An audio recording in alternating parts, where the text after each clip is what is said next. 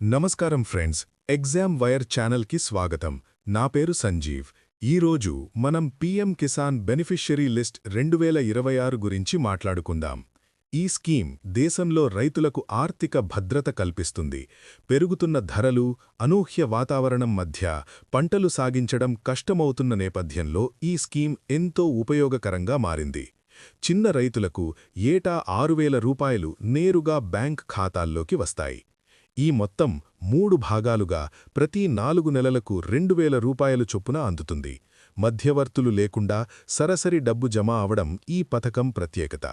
అయితే 2026లో విడుదలయ్యే 22వ విడత పొందాలంటే లబ్ధిదారుల జాబితాల్లో మీ పేరు తప్పకుండా ఉండాలి.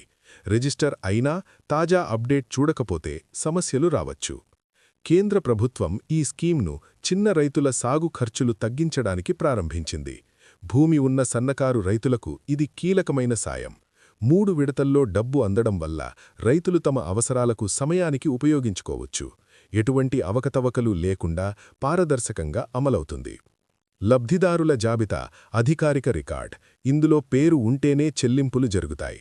ఆధార్, బ్యాంక్ వివరాలు, భూమి డాక్యుమెంట్స్, ఈ కేవైసీ ఆధారంగా ఈ లిస్ట్ను ప్రభుత్వం నిరంతరం అప్డేట్ చేస్తుంది. పేరు లేకపోతే చెల్లింపులు ఆగిపోతాయి.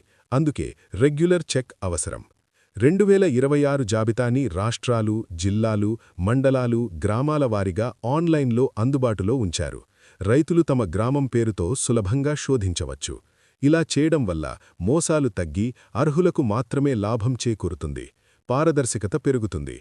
జాబితా చెక్ చేయడానికి అధికారిక పోర్టల్కు వెళ్లి ఫార్మర్స్ కార్నర్ ఎంచుకుని బెనిఫిషరీ లిస్ట్ ఆప్షన్లో రాష్ట్రం నుంచి గ్రామం వరకు వివరాలు ఎంటర్ చేయాలి. రిపోర్ట్పై క్లిక్ చేస్తే జాబితా కనిపిస్తుంది. ఇది సులభమైన ప్రక్రియ. 22వ విడత స్టేటస్ తెలుసుకోవడానికి బెనిఫిషరీ స్టేటస్ ఆప్షన్లో ఆధార్ లేదా మొబైల్ నంబర్ ఉపయోగించవచ్చు. గత చెల్లింపులు, ప్రస్తుత స్థితి, పెండింగ్ కారణాలు ఇక్కడే కనిపిస్తాయి. డబ్బు ఖాతాలో పడకపోతే ముందుగా తెలుసుకోవచ్చు.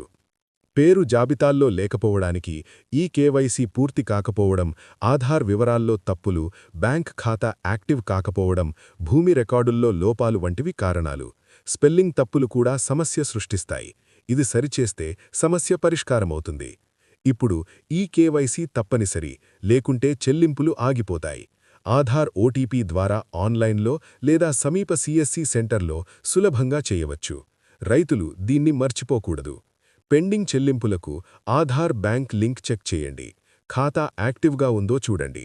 సమస్య పరిష్కారానికి వ్యవసాయ శాఖ లేదా సిఎస్సిను సంప్రదించవచ్చు. చాలా ఇష్యూస్ త్వరగా సాల్వ్ అవుతాయి.